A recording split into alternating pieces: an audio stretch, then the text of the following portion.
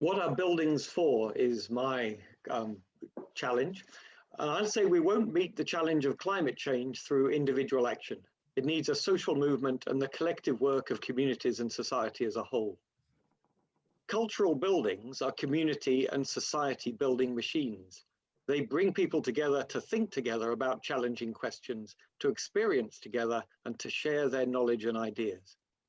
Cultural buildings can therefore play a central role in addressing the challenge of climate change. And this challenge is enormous. It requires us to change our whole culture from one that is addicted to high consumption, high energy use, high carbon diets and lifestyles to one that is low carbon in every way.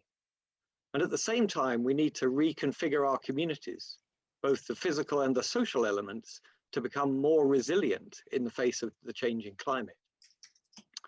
And although these changes will require individuals to change, and we've heard the term behavior change for years now without that much behavior actually changing, more importantly, they're going to require collective change.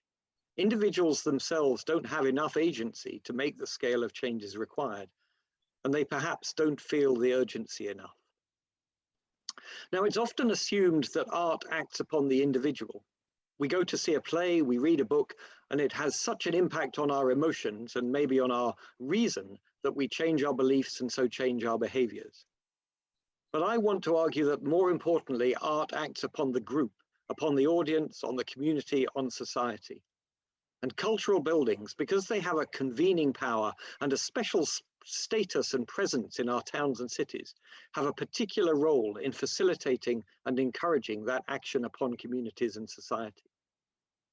The ancient Greeks knew this with their annual theatre festivals that helped express, think through, and also question and satirize the moral and social codes that structured their society.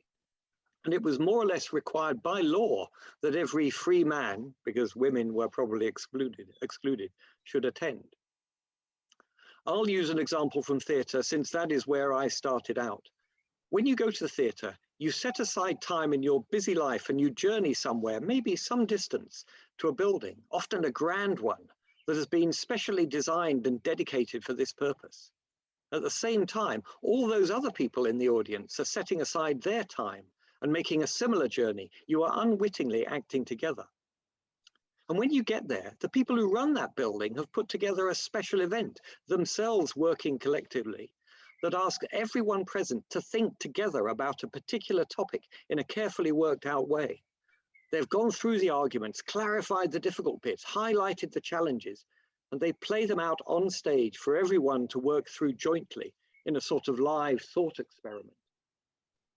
In the auditorium, you work together and participate in a communal event with a feedback loop between the stage and the audience, and a sort of magic where the audience responds as a whole, not as a group of individuals.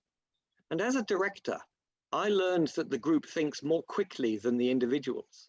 Somehow, as I sit there, I pick up understandings that my neighbors in the audience have and make them mine. We become cleverer as a group.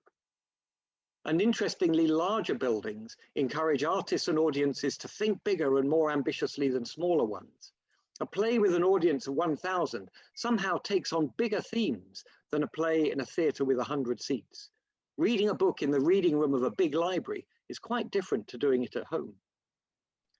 So cultural buildings can help build the social movement that we need, knit communities together to increase joint agency and resilience, and help us understand and find solutions to the wicked problems and knotty challenges that climate change presents.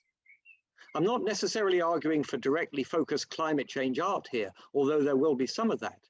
More that the buildings can facilitate that art when it arises, can use the changing social and physical environment as fertile ground for artists to make more obliquely relevant work, and provide a place for gathering and debate. And on that last point, I'd like to see cultural buildings used for a much wider range of activities than is often the case. Let's make them the town squares that no longer quite exist elsewhere. Open all day, open to everyone, open for debate. Many of our cultural buildings face challenges in the years ahead. They're old buildings, we need to make them net zero, look after them and make them usable in the face of severe weather and higher temperatures.